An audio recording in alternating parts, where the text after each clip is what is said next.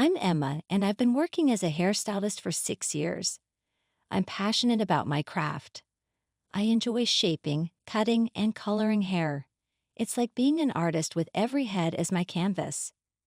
But beyond styling hair, my dream is to own a beauty salon.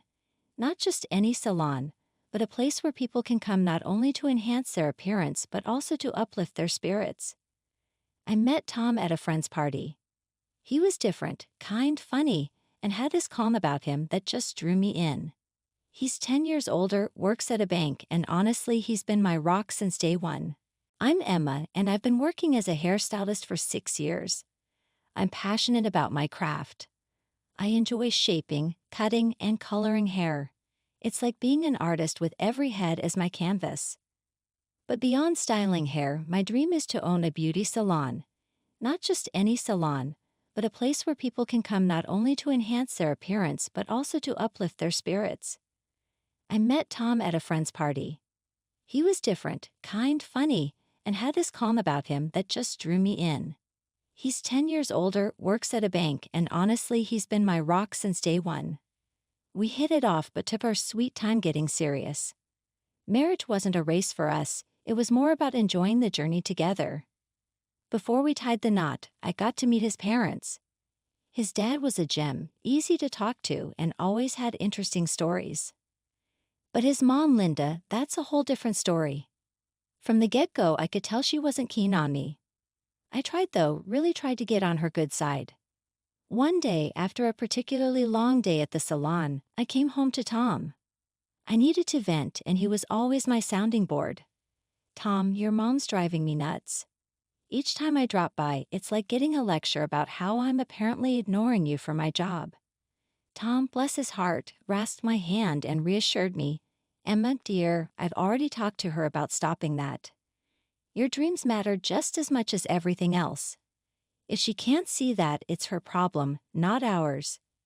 His words were a balm, but it didn't change the fact that Linda was relentless. It was like she had a playbook on how to be the mother-in-law from hell. But here's the thing, I wasn't about to let her dictate how I live my life or how Tom and I run our future marriage. This was our journey, and I was determined to make my dream a reality, Linda's approval or not. The salon was busy one afternoon, the buzz of dryers and chatter filling the air when my phone buzzed. It was Tom. "Hey babe, how's the day going?" "Swamped, you know how it is before the weekend. What's up?" "Just checking in. Mom called again, wants us over for dinner this Sunday." I sighed, already dreading it. "Can't wait," I replied, the sarcasm heavy in my voice. Tom chuckled. "Hang in there, it's just a dinner. And who knows, maybe this time will be different." "Yeah, and maybe I'll become a blonde overnight," I quipped. We both laughed, but deep down I knew what I was up against. Linda had made it clear she wasn't my biggest fan, but this was my life, and I was not about to let anyone, not even my future mother-in-law, stand in the way of my dreams. Our wedding day was something out of a fairy tale, minus the magic and with a touch of real-life drama, courtesy of Linda, my mother-in-law. Tom and I decided on a simple ceremony, nothing too fancy, just close friends and family, good food, and great music. We wanted it to be a celebration of us, our love, and the life we were about to start together. In the weeks leading up to the wedding, the stress was real. Between dress fittings, menu tastings, and making sure everything was just perfect, I barely had time to breathe. Tom was a rock, dealing with most of the logistics and doing his best to keep me sane. One evening, we were finalizing the guest list when Linda called. Tom answered, and I could tell by the way his face dropped that the conversation was going south fast. "Yeah, Mom, Emma's here. We're just going over the guest list. What's up?" Tom's tone was patient, but I saw his jaw clench. Linda's voice was a tinny squawk from the phone. I couldn't make out the words, but the tone was unmistakable. Tom sighed, rubbing his forehead. "Mom, we talked about this. Emma's friends are her choice. Yes, even Jessie. No, I don't think it's inappropriate. Look, we want everyone we love there, okay?" I bit my lip, knowing Jess's inclusion was a sticking point. Jess had been my best friend since high school, known for her, let's say, colorful personality and even more colorful language. Linda had met her once and declared her unfit for polite company. Tom hung up, pinching the bridge of his nose. She's on about Jess again.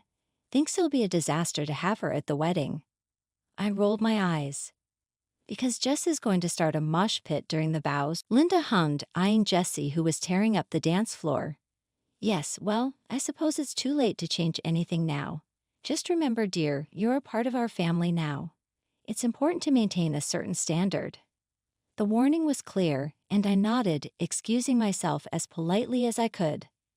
Tom found me a few moments later, his brow furrowed. Everything okay? You look like you just went 10 rounds with a blender. I sighed, leaning into his side. Your mom cheesed just a lot. Tom kissed the top of my head, wrapping an arm around my waist.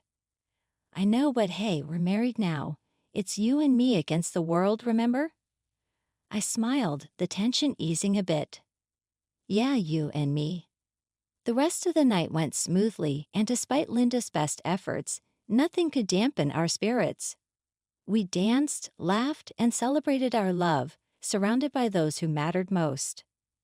A couple of months into our marriage, I figured it was time to extend an olive branch to Linda. Despite the wedding drama, I wanted to make peace, or at least try. I decided to bake a pie, apple, Linda's favorite, or so Tom claimed. I'm no chef, but I can follow a recipe like a champ when I put my mind to it. The kitchen was a disaster by the time I finished. Flour everywhere, apple peels on the floor. But the pie, it looked pretty darn good if I do say so myself. Tom wandered in, eyebrows raised at the mess. Babe, did a flour bomb go off in here? I laughed, wiping my hands on a dish towel. Very funny. I made a pie for your mom. Thought it might be nice to, try to get on her good side. Tom looked surprised, then touched. Emma, it's kind of you, but are you sure? She can be. I felt a bit nervous but resolute, so I shrugged. Yeah, I know, but why not give it a shot, right? With the pie in hand, we headed to Linda's place. Anxious thoughts raced through my mind as I rehearsed what to say. We pressed the doorbell and Linda opened the door, her expression unreadable until she caught sight of the pie. Her eyes narrowed slightly. Emma, Tom, what a surprise. And what's this? I held out the pie, trying to sound confident. I made you a pie, Linda, apple, your favorite. We sat in the living room, the pie on the coffee table between us, an unspoken battleground. Linda finally spoke, her voice cool. It was very thoughtful of you, Emma. I must say, I'm surprised you found the time to bake, what with all your work. Her tone had that familiar sting, but I was determined to keep things light. Yeah, well, I wanted to do something nice. Thought it might be a good way to, spend some time together. Linda nodded, but there was a skepticism in her eyes that made my stomach twist. She excused herself to get plates and came back with a knife. She cut into the pie and paused. Then, without a word, she scooped up the pie and dumped it in the trash. My mouth fell open, shock and anger battling for dominance. Tom stood up, his voice tight. Mom, what the hell? Linda faced us, her expression cold. That pie was spoiled. I could smell it. We don't eat spoiled food in this house. I was speechless. The effort and hope I put into that pie, trashed in seconds. Tom was furious, his usual calm demeanor gone. Emma made that for you. The least you could have done is pretend to appreciate it. Linda's eyes flashed. I will not pretend for the sake of politeness. It's better to be honest. Emma, I appreciate the gesture, but let's not pretend this changes anything. I stood, my hand shaking. You know what, Linda? I tried. God knows why, but I tried. Come on, Tom, let's go. Tom didn't hesitate, following me out the door, leaving Linda standing in her pristine, cold living room. The car ride home was silent at first, both of us simmering with anger and hurt. Finally, Tom broke the silence. Emma, I'm so sorry. I had no idea she'd. I cut him off, my voice weary. It's not your fault. I thought maybe we could start over. Guess I was wrong. Tom reached over, taking my hand. She's the one who's wrong, not you. We won't let her ruin what we have, okay? After the pie fiasco, life went back to its usual rhythm. Work was busy, which was good for my dream of opening my own salon, but it also meant long hours away from Tom. We needed work though, grabbing those moments together whenever we could. Then something weird started happening. One morning I found a bouquet of flowers on our doorstep. No card, no nothing, just a bunch of roses, their petals bright against the morning dew. I thought Tom was trying to be romantic, so I brought them inside, smiling like an idiot. "Tom, you sneaky thing, trying to surprise me with flowers," I called out, finding him in the kitchen. He looked up, confusion written all over his face. "What flowers?" "The ones at the front door. Don't play dumb with me," I said, putting the vase on the table. Tom came over, examining the bouquet. "Emma, I didn't buy these. I thought maybe they were from one of your clients or something." I frowned, the mystery of the flowers suddenly not so romantic. "But there's no card. Who would send me flowers anonymously?" We shrugged it off, figuring it was a one-time thing. But then it happened again. And again. Every few days, a new bouquet appeared, always beautiful, always anonymous. It was flattering but also kind of creepy. One evening we were lounging on the couch when there was a knock at the door. Another delivery, another bouquet. This time I felt a chill run down my spine. Tom saw my discomfort and wrapped an arm around me. "This is getting weird, right? It's not just me." "No, it's definitely weird. I'll ask around at work, see if anyone's pulling a prank or something," Tom said. But we both knew it didn't feel like a prank. The turning point came when Linda visited one Sunday afternoon. She walked in, her eyes immediately landing on the latest bouquet adorning the living room. "And who are these from? Another secret admirer?" she asked, her voice dripping with disapproval. The way Linda looked at me then, with a mix of suspicion and something else, set off alarm bells in my head. "Why, you know something about this, Linda?" Linda scoffed, turning away. "Why would I know anything about your flowers? I just find it curious, that's all." Flowers from a secret admirer and Tom knows nothing about it. Makes you wonder. The implication was clear and I felt my temper flare. "What's that supposed to mean? You think I'm what, cheating on Tom?" "With who? The florist." Tom stood up, placing himself between me and his mother. "Okay, that's enough. Emma's not cheating and these flowers are just some weird thing we're trying to figure out. Let's not turn this into something it's not." Linda huffed, clearly not convinced. "Well, I just think it's very odd. In my day, if a woman received flowers from another man, it meant something. But what do I know?" The conversation ended there, but the seed of doubt Linda planted lingered like a bad smell. We decided to install a security camera, hoping to catch the mysterious flower deliverer in the act. Days passed, and just when we thought it might have stopped, another bouquet arrived. We rushed to check the footage, hearts pounding. The screen flickered to life, showing the early morning hours. A figure approached, hooded and unrecognizable, leaving the flowers on our doorstep before quickly walking away. The quality was too grainy to make out a face, but the build looked familiar. Tom and I watched in silence, the same thought crossing our minds. Couldn't it really be Linda? Was she going to such lengths just to stir trouble between us? After catching the hooded figure on our new security camera, Tom and I were on edge. The flowers were one thing, but the thought of Linda, or anyone really, sneaking around our house was downright creepy. We needed more evidence before confronting anyone, especially since accusing your mother of such bizarre behavior wasn't exactly an everyday conversation.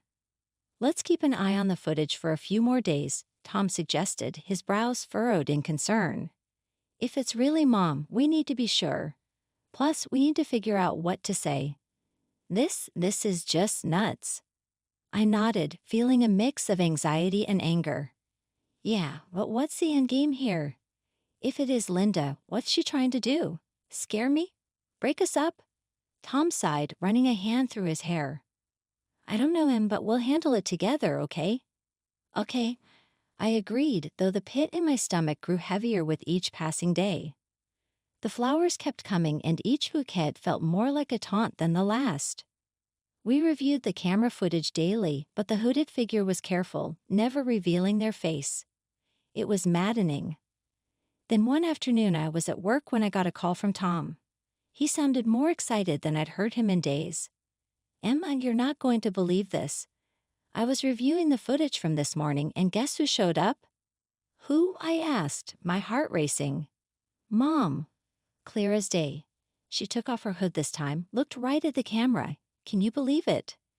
I took a deep breath, trying to process the information. What do we do now? Confront her? Yeah, it's time. I'll call her, ask her to come over. We need answers, Emma. The conversation with Linda was going to be difficult to say the least. I dreaded it, but the mystery of the flowers had to be resolved. When Linda arrived that evening, the air was thick with tension. Tom and I sat her down, the latest bouquet sitting between us like evidence in a trial. "Mom, we need to talk about these," Tom started, gesturing to the flowers. Linda looked from the bouquet to us, her expression unreadable. "What about them? We know you've been sending them, Linda." "We saw you on the camera," I said, trying to keep my voice steady. For a moment, Linda was silent, then she let out a sigh. "All right, I sent them, but you have to understand, I was just trying to protect my son." Tom and I exchanged bewildered glances. "Protect me from what?" Tom asked, confusion lacing his words. Linda's gaze shifted, avoiding eye contact. "From making a mistake. I thought if Emma received flowers from another man, it would, I don't know, open your eyes." My jaw dropped. "You thought I'd cheat on Tom and that sending flowers would prove it." "It was foolish, I see that now," Linda admitted, though her tone lacked genuine remorse. "I just don't want you to end up like me, trapped in a loveless marriage." Tom's voice rose, a rare edge of anger cutting through. "So you sabotage our relationship. How does that make any sense?" The silence that followed was heavy. Tom and I were speechless, trying to digest the twisted logic that had driven Linda to such extremes. Finally, Tom spoke, his voice calm but firm. "Mom, what you did was wrong. You don't get to decide who's right for me. Emma and I are happy, and nothing you do will change that." The conversation escalated quickly from there, ending with the air between us and Linda colder than ever. Linda's actions had crossed a line, one that couldn't easily be erased. So Tom and I made a tough decision. We stopped communicating with her, cutting off ties to protect our peace. It was a hard choice, especially for Tom, but necessary. So there we were, me and Tom, with a little one on the way. I was thrilled, absolutely ecstatic, and figured, why not spread the happiness to Linda? Perhaps this news could be the start of repairing our relationship. So I dialed her number, my heart pounding as if it wanted to leap out of my chest. "Linda, guess what? You're going to be a grandma," I blurted out, feeling positively giddy. There was a pause and then, "Really? Oh, Emma, that's wonderful." She sounded genuinely chuffed, which had me thinking, all right, maybe things are turning a corner. She's keen on celebrating, so we chose this cozy little spot downtown, nothing too flashy. The night went smooth. Food's great, and Linda played nice, which is a rare sight. I was sipping on my apple juice, staying on the straight and narrow for the bub, when out of nowhere, the room started to spin. I thought, what in the heck, 'cause all I've had is juice. I said it out loud, I feel dizzy, like I've knocked back a few, hoping it's just me being paranoid. But Linda, oh, she jumped on it like a cat on a mouse. "Drinking while pregnant, Emma? That's just reckless." Tom's face fell. He grabbed my glass, sniffed it, and his eyes went wide. "This ain't just juice." We called the waiter over, asked him to check the cameras 'cause something's fishy. The footage, clear as day, showed Linda spiking something into my drink while we were out. The road that followed was epic. Tom was fuming, I turned red, and Linda tried to spin some yarn about teaching me a lesson. "That's it," I told Tom. "I can't do this no more. She's out." Tom nodded, all serious. "Yeah, no more. This is the last straw. We cut ties for real this time. No more chances, no more let's fix things." It was tough on Tom, but we had our little one to think about. We were done playing Linda's twisted games. Life's been a roller coaster, you know? Right when my little boy Jamie came into this world, we had to say goodbye to my father-in-law. It was a mix of happy tears for Jamie and sad ones for George. Then, out of nowhere, Linda, who's always been like a thorn in my side, calls up. She's all soft and sniffly, wanting to see Jamie. Guess losing George hit her hard. I thought, why not? Maybe it's time to smooth things over for Jamie's sake. All right, Linda, let's try and make things right, I told her, figuring maybe we could finally get past our rough history. The first time Linda met Jamie, it was like watching ice melt. She was all over him with toys and cuddles. Made me think maybe, just maybe, we could be something like a normal family. She even asked to see Jamie more often, and I said yes, hoping for the best. But man, was I wrong. A few weeks down the line, I'm out with Jamie and we bump into Linda. Figured I'd dash into a store real quick and asked her to watch Jamie. Came back and my heart just dropped. No Linda, no Jamie, no nothing. Panic hit me like a truck. I tried calling her, no answer. I called Tom, nearly choking on my words. Tom, she's gone, took Jamie. I just can't find them. Tom was all calm and businesslike. Hang tight, Emma, I'm coming. Get the cops over now. Before I could even think straight, Linda's back, minus Jamie. She hits me with, you ain't fit to be a mom. I gave him to someone better. My world stopped, but then the cops showed up, thanks to someone who saw the whole mess. They got Linda spewing nonsense and blaming me for everything under the sun. Turns out Jamie was just a couple yards over, safe and sound. Relief washed over me, but so did anger. The cops took Linda away, and when Tom showed up, we just held on to Jamie like he was our lifeline. After all that, it was clear as day we had to cut Linda out for good. No more chances. It hurt, sure, especially for Tom, but we had Jamie to think about. After all the chaos, it was clear Linda needed help more than we could give her. Her actions, especially with Jamie, were way off, scaring the life out of us. So me and Tom pushed hard for her to get checked out by professionals. It wasn't easy convincing her or ourselves, but we knew it was the only way forward. The doctors did their thing and the verdict came back.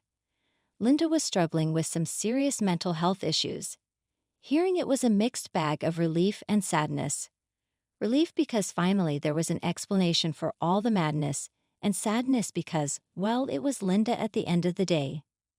They recommended a place where she could get the right treatment, a spot where she'd be looked after properly.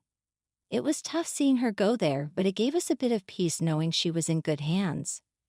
With Linda getting help, things took another unexpected turn.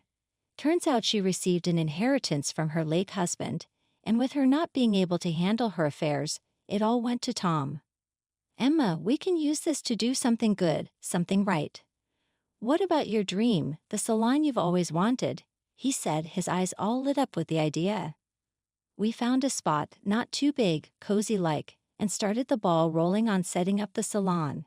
It was hard work picking out everything from the chairs to the mirrors, but man, was it exciting. We named it New Beginnings because that's what it was for us, a fresh start, a chance to build new memories, to leave the past where it belonged. Tom playfully suggested that instead of New Beginnings, we could have named it From Chaos Comes Beauty. But the name New Beginnings stuck, and looking back, it's amazing to see the journey we've been on.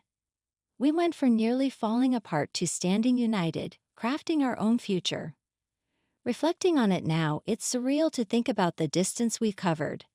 We've emerged from the turmoil, hand in hand, building a promising tomorrow together, and it's Linda's challenging circumstances that ultimately guided us to this moment